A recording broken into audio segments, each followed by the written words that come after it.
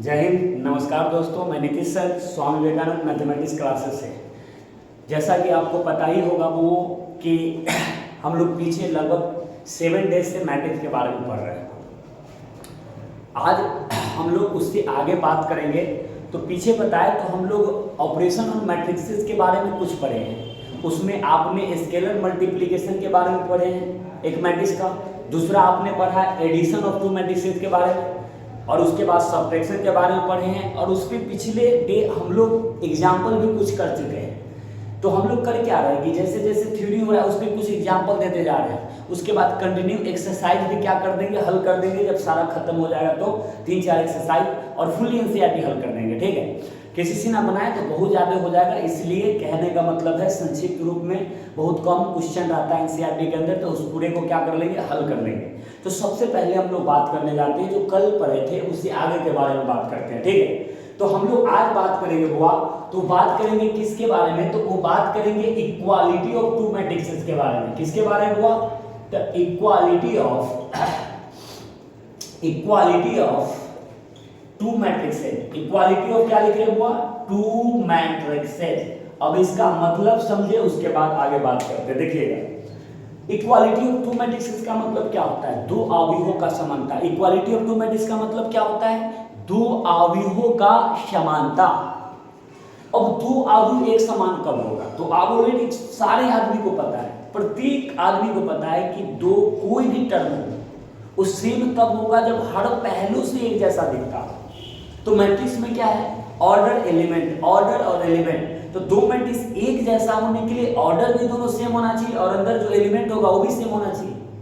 तो हम इसके बारे में चर्चा करते हैं। जो आपको याद रखने वाला बात है, जो आपको ध्यान रखना चाहिए उसके बारे में लिखते हैं, और कुछ आपको बताते हैं, डायरेक्टली समझाते हैं जिसको आपको ध्यान रखना है। सबसे पहला बात वो इसमें ध्यान रखना है कि इक्वालिटी क्या बोले वो, फॉर इक्वालिटी। क्या बोले वो, फॉर इक्वालिटी ऑफ 2 मैट्रिसेस। और क्या बोले वो, 2 matrices, for equality of 2 matrices, यानी 2 आव्यूहों के समानता के लिए। क्या बोले वो, 2 आव्यूहों के समानता के लिए कह रहे हैं बोथ मैट्रिसेस हैव सेम, क्या लिख रहे हैं यहाँ पे, ऑर्डर। यानी दोनों आव्यूह के जो पास ऑर्डर रहेगा वो समान होना चाहिए। 2 मैट्रिक्स को अगर आपस में बराबर होना है तो ऑर्डर तो पहली बात है कि समान होना चाहिए। ऑर्डर समान होगा तो अंदर का जो एलिमेंट भी होता है जो जहां होगा दूसरे मैट्रिक्स में भी वहीं पे वो होगा। तो वो तो बात की बात है, लेकिन ये आपको याद रखना है 2 मैट्रिक्स तभी बराबर हो सकता है जब दोनों का ऑर्डर क्या होगा, एक जैसा होगा। ठीक है, अब आगे बात करते हैं सेकेंड पॉइंट पे कि काश ऐसा हो, अगर काश ऐसा दे दिया हो कि 2 मैट्रिक्स को जानबूझ करके बुआ बराबर में लिख दिया हो। यहाँ पर A2 है, B2 है, C2 और कितना D2 है। अगर कभी 2 मैट्रिक्स को जानबूझ करके बराबर में लिख दिया हो तो 2 मैट्रिक्स के बारे में समझ गए कि 2 मैट्रिक्स एक जैसा कब होगा, जब हर पहलू पर एक जैसा होगा। यही ना होगा, 2 मैट्रिक्स बराबर कब होगा, जब हर पहलू से एक जैसा होगा। इसमें पहलू क्या है, तो पहलू है ऑर्डर और एलिमेंट है। पहलू क्या है, तो ऑर्डर है और एलिमेंट है, उसी में ना कुछ बात होगा। तो हमें आप बताओ ना कि हम कह रहे हैं कि अगर काश 2 मैट्रिक्स बराबर दे तो बराबर होगा तो ऑर्डर तो दोनों का एक जैसा होगा। अब सवाल आ गया अंदर के एलिमेंट्स पर। तो अंदर में जो एलिमेंट्स दिख रहा है वो भी एक दूसरे के क्या हो जाएगा, बराबर। जिस पोजीशन पे इसने जो एलिमेंट है वही पोजीशन पे इसने जो होगा वो दोनों आपस में क्या हो जाएगा, वो एक जैसा हो जाएगा। कोई दिक्कत है क्या? तो हम कह रहे हैं यहां से कि अगर 2 मैट्रिक्स आपस में बराबर देगा तो ये पहला एलिमेंट इस एलिमेंट के बराबर हो जाएगा। इसका ये कॉर्नर वाला इस कॉर्नर के बराबर, ये कॉर्नर वाला इस कॉर्नर के बराबर, तो B1 बराबर कितना, वो B2 हो जाएगा। फिर बताइए C1 बराबर कितना हो जाएगा, C2, और ये B1 बराबर कितना हो जाएगा, तो D2 हो जाएगा। कोई डाउट है जो बात बता रहा है, क्लियर है? तो कभी भी 2 मैट्रिक्स आपस में बराबर दे तो आमने सामने के एलिमेंट को क्या कर देना है, बराबर। कभी भी 2 मैट्रिक्स आपस में हुआ बराबर देता है तो आमने सामने जो एलिमेंट होगा आपस में बराबर कर लेंगे, वहां से जो निकालने के लिए कहेगा वो आपको निकल जाएगा। कोई डाउट है इसमें? आगे बढ़ा जा सकता है, तो बढ़े आगे। चलिए इसको हटाते हैं और हम लोग क्वेश्चन पे बात करते हैं इसी से रिलेटेड, ठीक है। चलिए आइए, तो एकदम छोटा छोटा क्वेश्चन 4-5 करेंगे, उसके बाद इसके आगे बच जाता है मल्टीप्लिकेशन। तो मल्टीप्लिकेशन के बारे में भी आपको बताया जाएगा। तो वो पहला क्वेश्चन रहा, यहां से कहता है इफ, यहां से दिया हुआ है वो x प्लस कितना 3, यहां पर 2 दिया हुआ है, यहां पर 3 है, y प्लस कितना 5 है, बराबर में वो लिखा हुआ है, यहाँ 10 है, 2 है, 3 है, यहाँ कितना 7 दिया हुआ है, ये दिया हुआ है। ये दो मैट्रिक्स आपस में बराबर दे रहा है और कह रहा है बुआ देन फाइंड करने के लिए x और y, यानी x और y का मान क्या करना है, निकाल लेना है। देख बुआ क्या लिखा हुआ है, ये दो मैट्रिक्स को बराबर कर रहा है। अब ये पढ़े कि जब दो मैट्रिक्स बराबर होता है तो आमने सामने के एलिमेंट को बराबर कर देना है, लेकिन जो हमको चाहिए उसी के अनुसार ना बराबर करेंगे। अब तुम बताओ x y का मान निकालना है, कहता है अगर इतना बराबर इतना है तो फाइंड करें x एंड y। तो आप हमें बताइए कि e बराबर इसके हो जाएगा और इसको बराबर करके क्या करेंगे, वहां से x y मिलने वाला है, तो नजर से ही देख लेंगे कि ये इसके बराबर ही है, दो दो के बराबर है, वहां से कुछ मिलने वाला नहीं तो उसको नहीं लिखेंगे बराबर में, क्योंकि बराबर है ही है, तो उसको बराबर करेंगे जहां से जो चाहिए वो मिल जाए। आया बात समझ में? तो आइए सबसे पहले जो दिया गया है दो मैट्रिक्स बराबर, उसको लिख लेते हैं। चलिए आइएगा, सबसे पहले हुआ जो दो मैट्रिक्स बराबर दिया गया है उसको लिख लेते हैं। तो x प्लस 3 है, यहाँ पर 2 दिया है, इसके बाद 3 है और फिर y प्लस कितना 5 है, उसके बराबर में मैट्रिक्स जो है और 10 2 3 कितना बचे बने। अब ये जो दो मैट्रिक्स बराबर है तो आमने सामने के एलिमेंट बराबर करना, लेकिन बराबर उसी को करो जिससे फायदा हो। तो बताओ ना, x प्लस 3 को 10 के बराबर कर लेंगे, y प्लस 5 को 7 के बराबर, तो x प्लस 3 बराबर 10 हो गया और y प्लस 5 बराबर कितना 7। तो 3 को इधर भेजेंगे तो यहाँ 7 हो जाएगा, 5 को इधर भेजेंगे तो 2 हो जाएगा। तो आप कह सकते हैं अतः हेंस x का मान 7 आया और y का मान कितना 2 आया, ये आपका आंसर हो जाएगा। तो इस प्रकार के क्वेश्चन को हम लोग क्या कर सकते हैं, बना सकते हैं, ठीक है। तो आगे बढ़ते हैं, फिर इसी पे आधारित एक आध क्वेश्चन और करते हैं, ठीक है।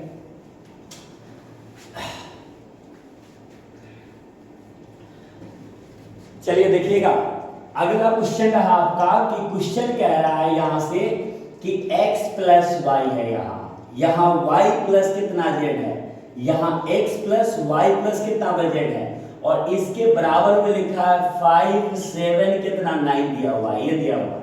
कहता है दिन फाइंड करने के लिए, दिन फाइंड करना है हुआ x y z n, यही तो है x y z है। तो फिर से दो मैट्रिक्स आपस में बराबर दे दिया, क्या दे दिया हुआ, दो मैट्रिक्स बराबर, और यहां से x y z का मान पूछ रहा है, क्या करें। तो ये जो दो मैट्रिक्स आपस में बराबर है इसको क्या करेंगे बराबर। तो आप हमें बताइए कि ये दो मैट्रिक्स बराबर देकर x y z का मान पूछ रहा है, तो सबसे पहले जो दो मैट्रिक्स आपस में बराबर दिया गया है उसको लिख लेंगे। तो आप हमें बताइए यहाँ कि x plus y, y plus z, x plus y plus z बराबर में कितना है, तो 5 7 कितना 9 है। तो दो मैट्रिक्स आपस में बराबर होता है, तो अभी बताया गया कि आमने सामने के एलिमेंट को बराबर कर लेना है। तो x प्लस वाई किसके बराबर होगा, 5 के। तो लिखते हैं ना x प्लस वाई बराबर 5 हो जाएगा, जो पहला समीकरण बन रहा है। यहाँ y प्लस जेड बराबर कितना हो जाएगा, y प्लस जेड बराबर कितना 7, जो दूसरा समीकरण है, और यहाँ x plus y plus z बराबर कितना 9 हो जाएगा, जो क्या रहा, तीसरा समीकरण आपका रहा, ठीक है। अब हमको बताइए कि ये जो तीन समीकरण है इसके सहायता से x y z का मान निकाल लेना है। तो आप हमें देखिए जो हम कह रहे हैं उस पर गौर कीजिए। x प्लस वाई बराबर 5 है, y प्लस जेड बराबर 7 है, x plus y plus z बराबर 9 है। अब 2 और 3 को गौर से देखिए, 2 और 3 को गौर से देखिएगा तो y प्लस जेड यहाँ 7 है, ये y प्लस जेड कितना 7 है, तो ये y प्लस जेड 7 है। अगर इस y प्लस जेड के जगह डाल दिया जाए तो x निकल जाएगा कि नहीं निकल जाएगा। तो आप 2 और 3 को लेकर बढ़ सकते हैं। आप 1 और 3 को भी लेकर बढ़ सकते थे, x प्लस वाई दिया हुआ है, तो x प्लस वाई की जगह 5 डाला जा सकता था, तो वहां से z निकलता। लेकिन 2 और 3 को लेते हैं, x निकालते हैं, ठीक है। तो सबसे पहले लिखते हैं बुआ, यहाँ फ्रॉम इक्वेशन, जिस को यूज कर रहे हैं वो लिख रहा है, फ्रॉम इक्वेशन 1 एंड क्या हो जाएगा, यानी 2 एंड 3, 2 एंड क्या लिख रहे हैं बुआ 3। तो 2 और 3 से क्या कर रहे हैं, देखिए y प्लस जेड 7 है, तो y प्लस जेड 7 है, तो y प्लस जेड के बदले 7 रख देते हैं, तो x बच जाएगा। अब y प्लस जेड 7 है, उस 7 का यूज कर लेते हैं, बराबर में 9 है, तो 7 को इधर भेजेंगे तो x बराबर कितना 2 हो जाएगा, कि 9 में से 7 घटेगा 2 हो जाएगा। अब x निकला तो 1 में डाल देते हैं x का मान, तो इन इक्वेशन कितना हो जाएगा, फर्स्ट पुट करते हैं x का मान कितना 2, जब x का मान 2 डालेंगे तो 2 प्लस कितना y बराबर में कितना 5, तो 2 को इधर भेजेंगे तो y बराबर कितना 3 हो जाएगा। अब y निकला 3, तो y का मान सेकेंड में डाल देते हैं, तो इन इक्वेशन कितना हो जाएगा बुआ 2, पुट कर देते हैं बुआ y बराबर कितना 3, y का मान 3 अगर 2 में डालते हैं तो यहाँ 3 डलाएगा, और ये प्लस z है, तो 3 प्लस z बराबर कितना हो जाएगा 7, तो z का मान 3 इधर आएगा, 7 में से 3 जाएगा 4, लास्ट में लिख देंगे बुआ हेंस x y और z जो आया, x का मान 2 आया, y का मान 3 आया, z का मान 4 आया, यही आपका आंसर है। ठीक है, एक आध और क्वेश्चन इसी प्रकार से कर लेते हैं कि एकदम क्लियर हो जाए इक्वालिटी पर। चलिए नोट कर सकते हैं इसको, चलिए आगे बढ़ते हैं, अगला क्वेश्चन लिखते हैं।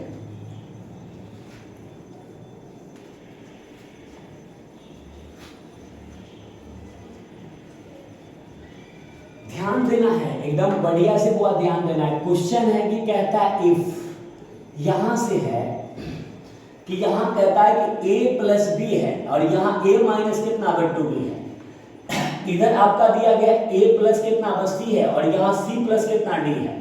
इधर आपके पास 1 है, यहाँ 0 है, यहाँ 2 और कितना पर दिया गया 3 दिया गया, ऐसा कुछ दिया हुआ है। ठीक है, तो ये दो मैट्रिक्स आपस में बराबर है। अब यहां से कहता है देन फाइंड, यानी तब निकाले ए बी सी एंड क्या हो जाएगा बुआ डी, मतलब ए बी सी डी का मान निकालना है। यानी ये दो मैट्रिक्स आपस में बराबर है तो वहां से ए बी सी डी का मान निकाल लेना है। तो बार बार कह रहे हैं कि जब दो मैट्रिक्स बराबर होता है तो आमने सामने के एलिमेंट को बराबर कर लेते हैं। जब दो मैट्रिक्स बराबर होता है तो आमने सामने के एलिमेंट को क्या करते हैं, वो बराबर कर लेते हैं। तो हमें बताइए जब ये दोनों मैट्रिक्स आपस में बराबर दिया है उसको गिवन रेट करके क्या कर लेंगे, वो लिख लेंगे। तो चलिए लिखते हैं। तो यहाँ पर क्या है, a प्लस बी, यहाँ a प्लस सी, यहाँ a माइनस 2b, इधर कितना हुआ c प्लस कितना d, ये बराबर किसके है हुआ, तो 1 2 0 कितना बचे, इसी के बराबर है। जब दो मैट्रिक्स आपस में बराबर है तो आमने सामने के एलिमेंट को बराबर कर लेते हैं। तो a प्लस बी किसके बराबर होगा, a प्लस बी बराबर हो जाएगा 1 के, और a माइनस 2b बराबर किसके हो जाएगा 0 के। उसके बाद a प्लस सी किसके बराबर हो जाएगा 2 के, और c प्लस d किसके बराबर हो जाएगा 3 के। तो इसको आप पहला समीकरण, इसको दूसरा, इसको तीसरा और इसको चौथा मान सकते हैं। अब इसमें देखना है कि किसको हल करें, कैसे हल करें कि ABCD निकल जाएगा। इस दोनों समीकरण को जब देखने जाइएगा इस तरफ वाला तो AB में AB है, AB में AB है, इन दोनों को हल करने से वो AB का मान निकल जाएगा। लेकिन जब इस दोनों समीकरण को देखने जाइएगा तो एगो AC में है और एगो क्या है CD में है, तो ये दोनों हल नहीं हो सकता है। तो दिमाग लगाइए कि इसमें AC है और इसमें CD है, तो A तो इसमें है, तो इन दोनों को हल करने से जब A निकल जाएगा तो A डालेंगे तो C निकल जाएगा, अगर यहाँ C डालेंगे तो D निकल जाएगा, नहीं निकल जाएगा। तो आपको ये दोनों को हल करना सबसे पहला प्राथमिकता होना चाहिए। तो इन दोनों को जब हल करने जाते हैं तो हम लोग बचपन से पढ़े हुए 9th में दो चर वाला रैखिक समीकरण को हल करना, यानी 2 वेरिएबल लीनियर इक्वेशन को हल करना, इंग्लिश में ऐसे बोलते हैं 2 वेरिएबल लीनियर इक्वेशन को हल करना। तो इसमें होता क्या था कि किसी एक टर्म को, एक वेरिएबल को घटाना होता था। तो करते क्या थे, कभी दोनों को घटा दे, एक में से दो को घटा देते, कभी दोनों को जोड़ देते थे, कभी किसी समीकरण में कुछ से गुना करके, क्यों ऐसा करते थे, तो ए को सेम करके जोड़ देते थे या घटा देते थे। घटाने वाला होता घटाते थे, जोड़ने वाला होता था ना जोड़ते थे। यहाँ पे इस दोनों समीकरण में ए सेम है, इसमें से इसको घटा देंगे तो ए कैंसिल होकर के बी वाला टर्म आएगा जो बी का मान निकल जाएगा। तो करते क्या है कि एक में से दो को घटा देते हैं, तो इक्वेशन एक माइनस क्या लिखने जा रहे हैं बुआ, इक्वेशन दो लिख रहे हैं। अब समझिएगा, इधर वाला का बराबर से इधर वाला का इधर काम करो, बराबर से इधर वाला का इधर काम करो, तो ए में से आ जाएगा 0। अब बी में से घटाना है -2b को, तो माइनस माइनस प्लस होकर के ये कितना बन जाएगा 3b। अब बराबर में क्या होगा, इसमें से इसको घटाएंगे तो 1, तो b का मान निकल करके आया बुआ 1/3। कितना है b का मान बुआ, 1/3। अब आप देखिएगा कि b जब निकल चुका है तो a क्यों नहीं निकलेगा, किसी एक में डालो a का मान आ जाएगा, 1 में ही डाल देते हैं। इन इक्वेशन 1 पुट करते हैं बुआ, b का मान कितना 1/3। चलो b का मान 1/3 डालते हैं, तो b का मान 1/3 अगर इसमें डाल रहे हैं तो a + 1/3 बराबर में कितना 1 हो जाएगा। तो अब देखिए यहां से, तो a बराबर 1 में से 1/3 को इधर लाएंगे तो 1/3 घटेगा, तो ये आपका 2/3 आ जाएगा। तो a का मान निकला। अब a निकला तो 3 में a का मान डाल दो, तो इन इक्वेशन कितना लिख रहे हैं बुआ, इन इक्वेशन लिख रहे हैं यहां से थर्ड, पुट कर देते हैं a का मान 2/3, तो इसमें a का मान 2/3 डाल देते हैं, 2/3 + c बराबर में कितना है 2। तो अब बता दीजिए कि 2/3 को इधर भेज देते हैं, तो c बराबर 2/3 में से, यानी 2 में से 2 बटा कितना 3 घटेगा, एलसीएम लेंगे 3 होगा, 3 दूना 6, 6 में से 2 जाएगा 4, यानी c जो आ रहा है कितना आ रहा है 4/3 हो जाएगा। कर लीजिएगा, हो जाएगा। अब d निकालना था, c का मान चौथा में डाल दो, तो इन इक्वेशन कितना हो जाएगा 4, पुट कर देते हैं c का मान 4/3 डाल दे। जब 4/3 c की जगह डालिएगा तो 4/3 + d बराबर 3, 4/3 को इधर भेजेंगे तो d बराबर हो जाएगा 3 - 4/3, एलसीएम लेंगे 9, 3 एलसीएम होगा तो 3 से इधर गुना होगा 9, 9 में से 4 जाएगा 5, तो d का मान 5/3 होगा, बटा का जोड़ कर लीजिएगा। तो आपका जो आंसर आया यहाँ पर लिखकर बताए, तो अतः a जो आया, b भी आया, c भी आ गया, d भी आ गया। तो a जो आया वो आया है 2/3, b जो आया है वो b आपको वहां से 1/3 आया है, c जो आया है वो 4/3 आया है, और d जो आया है वो 5/3 आया है। यही आपका आंसर है, ठीक है। तो ये तीसरा क्वेश्चन हो गया इक्वालिटी ऑफ टू मैट्रिसेस पर। एक लास्ट क्वेश्चन करते हैं, फिर मल्टीप्लिकेशन का चर्चा करेंगे। तो चलिए आइए आगे बढ़ते हैं।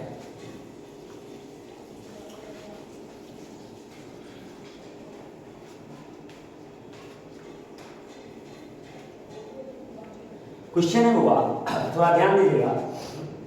क्वेश्चन ऐसा है कि लिखता इफ 2 इंटू में है हुआ x y z और यहाँ कितना w है, 3 इंटू में क्या दिया गया है, तो 1 2 कितना 3 4 दिया हुआ है, और यहाँ पे 4 इंटू है हुआ 5 3 कितना 2, यहाँ पर दिया गया 4, ऐसा दिया हुआ है, ठीक है। उसके बाद कहता है बुआ देन फाइंड करने के लिए, तो फाइंड करना है x y z एंड क्या निकालना बुआ w, ये निकालना है। तो आप सोच कर देखिए, तो यहाँ क्या है, एक मैट्रिक्स है जिसमें 2 से गुना आ रहा है, फिर प्लस है, फिर 3 से गुना हो रहा है एक मैट्रिक्स में, तो 2 मैट्रिक्स इधर लगभग जुटा हुआ है और इधर क्या एक मैट्रिक्स है। तो ये दोनों को जब जोड़ेंगे तो एक मैट्रिक्स इधर और एक मैट्रिक्स इधर, 2 मैट्रिक्स बराबर हो जाएगा। कभी भी इधर 2 मैट्रिक्स प्लस में या 3 को दिया रहेगा या 2 को दिया रहेगा, सबको इधर जोड़ करके एक बना लेना है और आमने सामने के एलिमेंट फिर बराबर वैसे ही करना है। ऐसा क्वेश्चन ढेर सारा आपको किताब में है। तो हम करते क्या है कि सबसे पहले जो दिया गया है उसके बारे में क्या कर लेते हैं, लिख लेते हैं। और वो दिया गया है देखिए यहाँ से, तो 2 इंटू में कितना x y z और कितना w है, 3 इंटू में क्या है हुआ, तो 1 2 कितना है 3 और 4 है, बराबर में कितना है हुआ, तो यहाँ से 4 इंटू 5 3 2 4 ये नहीं दिया हुआ है। अब सबसे पहले 2 से अंदर गुना कर लो, तो 2 से गुना करेंगे तो हुआ होगा 2x 2y, यहाँ पे 2z यानी 2w, यही ना होगा। और 3 से गुना करेंगे हुआ तो 3 6 9 12, यही ना होगा, 3 1 3 3 2 6 3 4 9 3 4 12 हो जाएगा। इधर 4 से गुना करेंगे तो 20 12 8 और क्या हो जाएगा 16, पता है कि नहीं हो जाएगा। अब इस दोनों को जोड़ करके एक मैट्रिक्स बनाएंगे।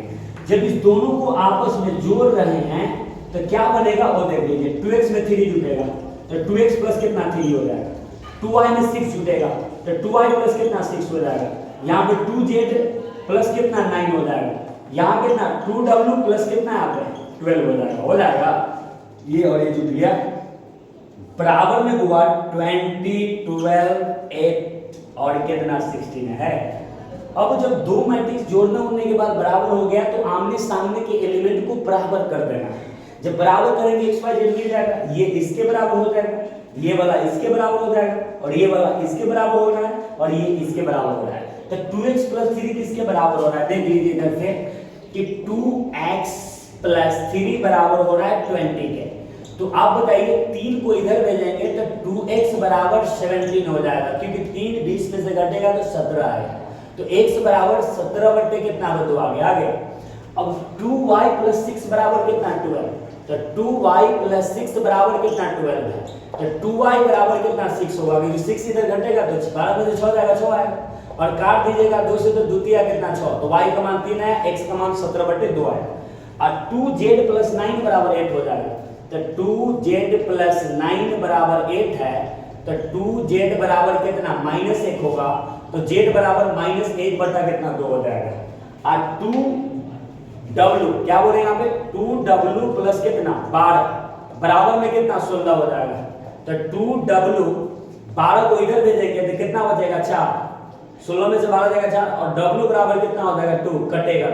तो आपका आंसर आ गया कि x y z का और w का मान आया कि x का जो मान आया वो 17 बटा कितना 2 है, y का जो मान है वो कितना 3 है, z का जो मान है वो कितना -1/2 है और w का जो मान है वो कितना यहाँ पर 2 है। ये आपका आंसर हो गया। ठीक है, तो हम लोग इक्वालिटी ऑफ टू मैट्रिक्सेस पे इतना ही क्वेश्चन रहने देते हैं, काफी हो गया। आप समझ गए होइएगा कि जब भी दो मैट्रिक्स आपस में बराबर देता है तो आमने सामने के एलिमेंट को बराबर करना है, वहां से एक रिलेशन डेवलप होगा, उस रिलेशन को हल कर देना है। एक्स वाई जेड हो चाहे एबीसी हो चाहे कुछ भी हो वो निकल जाएगा, कोई डाउट है।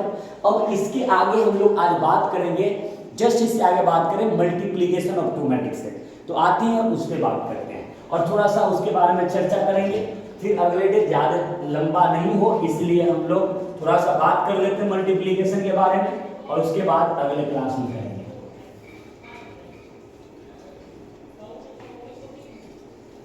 चलिए ध्यान दीजिएगा, इधर जो बात कह रहे हैं हम लोग अब अगले टर्म के बारे में पढ़ रहे हैं, हुआ मल्टीप्लीकेशन के बारे में। मल्टीप्लीकेशन क्या बोल रहे हैं यहाँ से, मल्टीप्लीकेशन ऑफ यहां से लिख रहे हुआ two matrices, multiplication of two matrices, दो अवयवों का गुणन के बारे में पढ़ने जा रहे हैं कि दो मैट्रिक्स को गुना कैसे कर सकते हैं, कैसे होता है, क्या कंडीशन होता है, क्या होना चाहिए, इसके बारे में हम लोग जानते हैं। तो सबसे पहले दो मैट्रिक्स को गुना करने के लिए थोड़ा सा अलग तरीका से कुछ बात लिखते हैं, उसको समझिएगा, ढेर सारा बात करते हैं। ठीक है, हम सबसे पहला पॉइंट इसमें बताते हैं कि मल्टीप्लीकेशन करने के लिए क्या होना चाहिए। तो फॉर लिख रहे हुआ मल्टीप्लीकेशन, क्या बोले हुआ, for multiplication of two matrixes,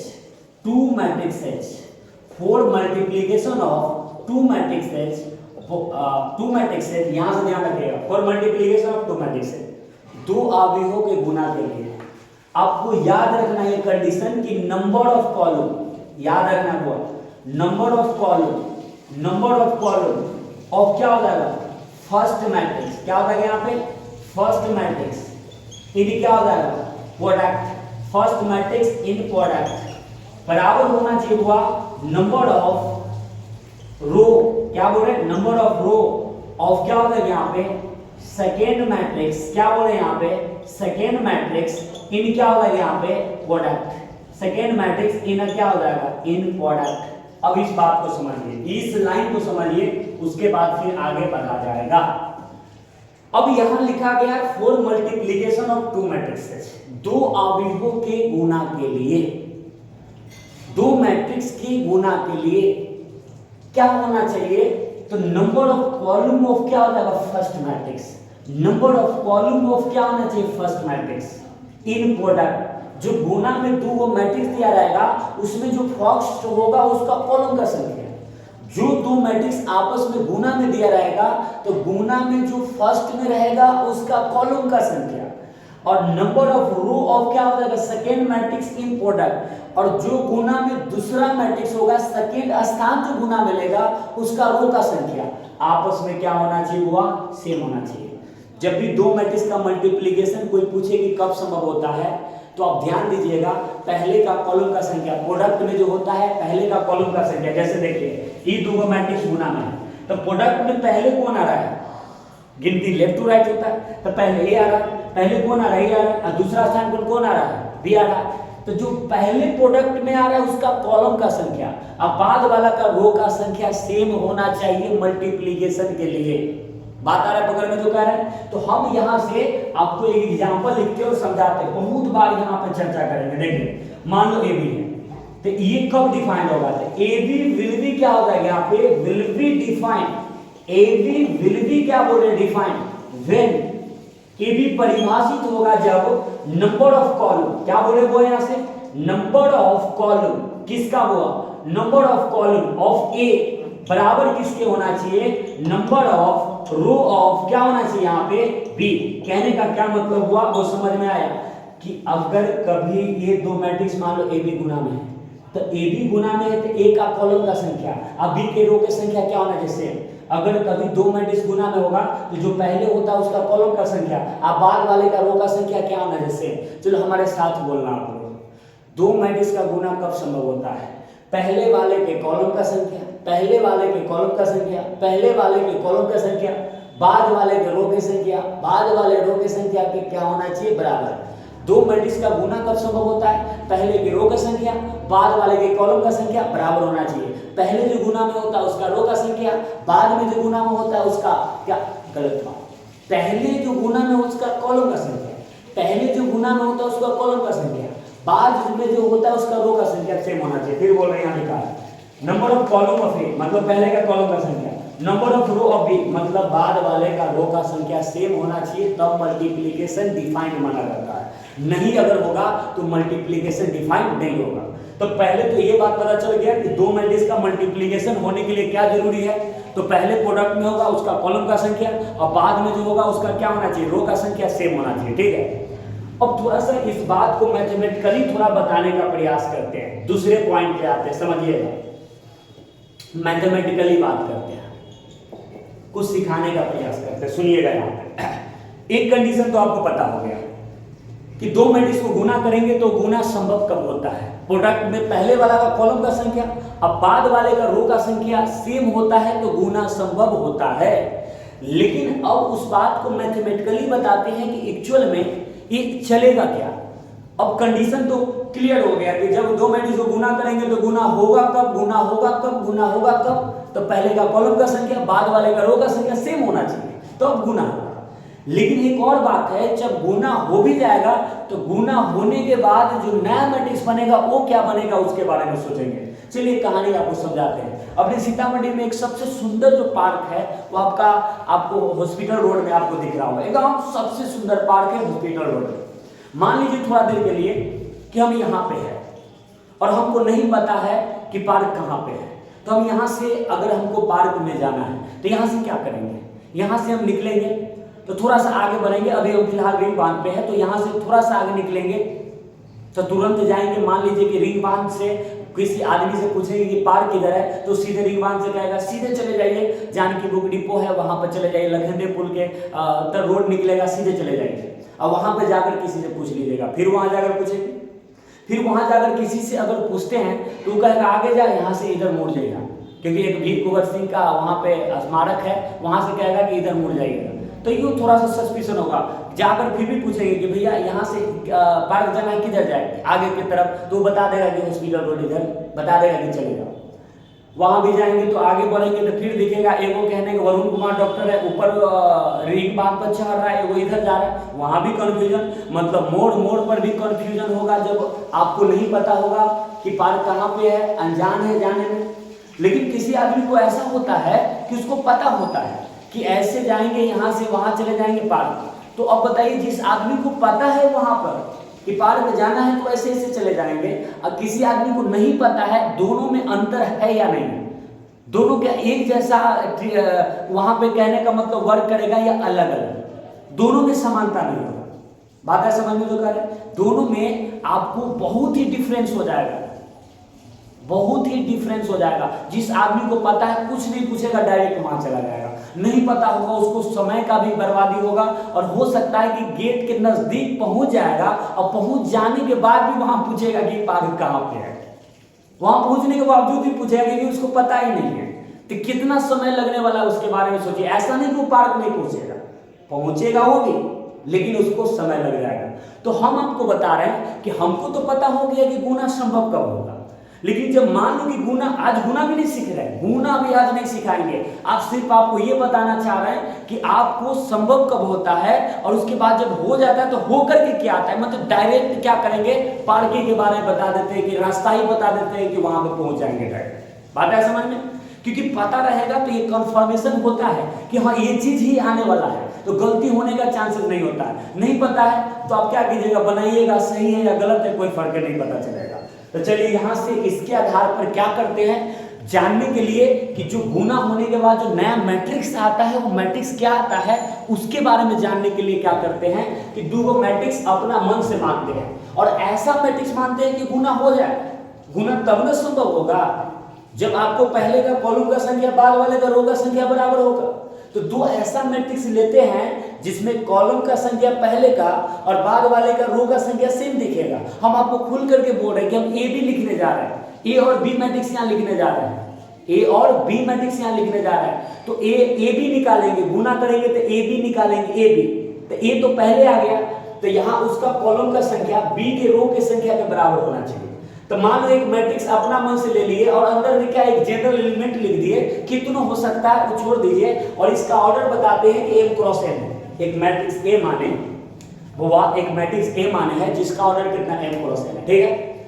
और एक और मैट्रिक्स आपको यहां लेते हैं और बी मैट्रिक्स जिसका ऑर्डर बता देते हैं कि कितना हुआ n क्रॉस p है। देखिए हम पहले ही बता दिए कि हम निकालने जा रहे ए बी के बारे में, हम ए बी यानी ए से ए में क्या करेंगे, बी से गुना, ए बी निकालने जा रहे हैं। तो हम देखेंगे कि ए बी निकलकर नया मैट्रिक्स आएगा क्या, वो बताने जा रहे हैं, ठीक है। तो अब देखिए ये दो मैट्रिक्स है, हमने ए बी निकालना है, हमें क्या निकालना है, ए बी निकालना, पहले से क्लियर कर दिए। उसी आधार पर दो मैट्रिक्स माने हैं, ए में जो कॉलम का संख्या यहाँ n है तो बी का रो का संख्या n कर दिए हैं कि गुना हो जाए। हमको यहाँ गुना करना नहीं सीखना है, हम ये सीख रहे हैं कि गुना करेंगे तो आ क्या जाएगा, जो नया मैट्रिक्स बनेगा वो आ क्या जाएगा। मतलब रिजल्ट पहले से पता होना चाहिए, तो करेंगे तो आसान लगेगा। बात है समझ में जो कर रहा है, और गलती भी नहीं होगा।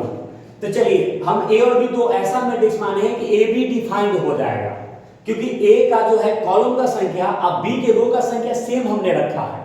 तो चलिए दो मैट्रिक्स को यहाँ पे हमने लिख दिया दोनों को, ए और बी को। इसका ऑर्डर कितना है, m क्रॉस कितना n है, और इसका कितना n क्रॉस p है। ये a i j है इसके अंदर एलिमेंट, और इसके अंदर क्या है, b i j है। इसको छोड़ो ये क्या है, आज हम फिर बता रहे हैं कि इस दोनों को गुना जो कर रहे हैं ना, हम करें अंदर कुछ भी आए उससे कोई मतलब नहीं है। मतलब ये है कि जो नया मैट्रिक्स बन करके आएगा वो क्या आएगा, उसको जानना है कि जो नया मैट्रिक्स बनेगा वो कैसा बनेगा, कितना ऑर्डर का बनेगा।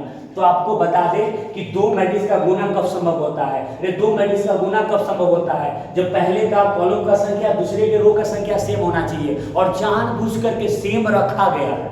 अब आपको बताएं कि जब ये दोनों गुना होगा तो अंदर एलिमेंट आपस में गुना होगा ना, लेकिन अभी वो तो जानते ही नहीं और उसके बारे में हम चर्चा भी नहीं कर रहे हैं। हम तो आपसे ये कहना चाहते हैं कि ये गुना को छोड़ो, अब पहले ये बता दो कि नया जो मैट्रिक्स बनेगा वो क्या होगा। तो बताते हैं, सुनिए। पहले के रो का संख्या अब बाद वाले के कॉलम का संख्या से बनता है। जब दो मैट्रिक्स को आपस में गुना करते हैं तो पहले के रो का संख्या अब बाद वाले के कॉलम के संख्या से बनता है। तो कितना हो जाएगा बुआ, m क्रॉस कितना p, यानी ये जो गुना होकर के आएगा वो ये मैट्रिक्स बनेगा।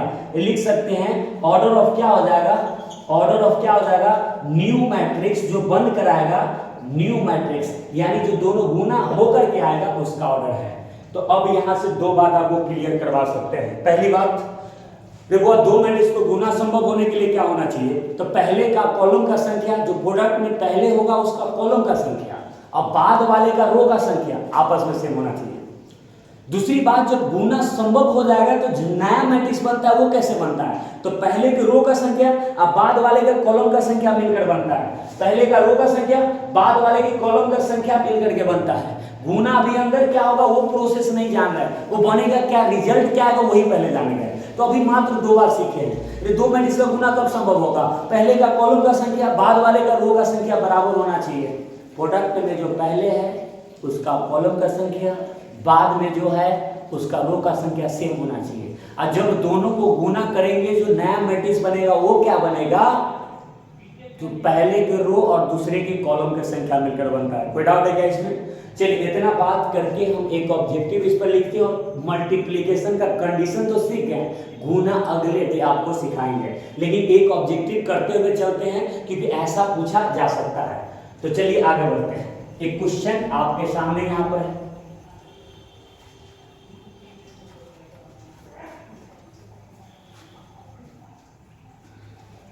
चलिए देखिए एक छोटा सा क्वेश्चन लेते हैं, आगे बढ़ाएंगे। क्वेश्चन ये रहा, if two matrices A and B, if two matrices A and B has order 2 cross 3 and 3 cross 4 respectively, then यहां से कह रहा हुआ then order of क्या होगा यहाँ पे ए बी इज क्या हो जाएगा, यानी ए बी का ऑर्डर पूछा जा रहा है। पहला ऑप्शन है वो 2 क्रॉस 3, दूसरा ऑप्शन दिया गया हुआ 3 क्रॉस 4, तीसरा ऑप्शन है वो 2 क्रॉस 4, चौथा ऑप्शन है वो 3 क्रॉस कितना पर 3 ये दिया गया है। तो आइए समझते क्या करा कि अगर 2 अवयवों का ऑर्डर आपको दिया गया है, ए का ऑर्डर आपके पास 2 क्रॉस 3 और बी का ऑर्डर कितना 3 क्रॉस 4 है, हम लिखते चलते हैं। देखो ए का ऑब्जेक्टिव है तो ऑब्जेक्टिव जैसा बनाओ, ए का ऑर्डर कितना 2 क्रॉस 3 है, बी जो दिया है बी का ऑर्डर कितना दिया गया 3 क्रॉस कितना 4 है। आपको पूछ रहा है कि ए बी का ऑर्डर क्या होगा, तो पहले तो आप ये बताओ ना, 2 मैट्रिक्स है उसको गुना करना है, ए बी निकालना है। तो लोग क्या करता है कि डायरेक्ट बता देता है, क्योंकि अभी बताया गया कि पहले वाले के रो और दूसरे वाले के कॉलम का संख्या मिलकर के नया मैट्रिक्स बनता है, गुना होकर आता है वो। लेकिन ऐसा आप पहले कंडीशन चेक कर लीजिएगा तब, नहीं तो कभी कभी आप आंसर पहला ही ऑप्शन मिल जाएगा लेकिन वो गलत कीजिएगा, गलत कर दीजिएगा। क्यों? पहले गुना डिफाइंड होगा, मल्टीप्लिकेशन डिफाइंड होगा, तब ना नया मैट्रिक्स आएगा। तो सबसे पहला प्राथमिकता है ये चेक करना कि पहले इस दोनों का गुना हो रहा है कि नहीं हो रहा। अगर गुना हो रहा होगा तब जाकर के आप नया मैट्रिक्स आप बोल दीजिएगा, पहले वाले रो और दूसरे वाले के कॉलम से मिला करके बना सकते हैं। तो आप देखने जाइए कि ए बी में पहला पोजीशन ए रख रहा है और दूसरा पोजीशन बी। तो पहले का कॉलम का संख्या 3 है और दूसरे का रो का संख्या भी 3 होना चाहिए जो है, एक का मतलब ये दोनों सेम है। पहले का कॉलम का संख्या बाद वाले का रो का संख्या सेम है, तो मल्टीप्लिकेशन डिफाइंड है। तो बताया जो नया मैट्रिक्स बनता है, वो नया जो मैट्रिक्स बनता है पहले के रो और दूसरे के कॉलम से बनता है, पहले के रो और दूसरे के कॉलम से बनता है। तो नया जो मैट्रिक्स बनेगा वो 2 क्रॉस कितना 4 था, क्योंकि रो पहले आता है बाद में कॉलम आता है। तो आपका आंसर क्या हो जाएगा सी। तो इतना आप देख लीजिए, आज इतना ही रहने देते हैं और अगले डे हम लोग सिखाएंगे आपको मल्टीप्लिकेशन करना सिखाएंगे कि मल्टीप्लिकेशन होता कैसा है। और लोग को सबसे ज्यादा टफ यही लगता रहता है, होता आसान है लेकिन इसको टफ बना देता है, लोग कंफ्यूज करता रहता है। तो वो कोशिश करेंगे कि ऐसा हो ही नहीं, एकदम आसान हो जाए। तो चलिए आज इतना ही रहने देते, फिर अगले डे मिलते हैं। जय हिंद, धन्यवाद।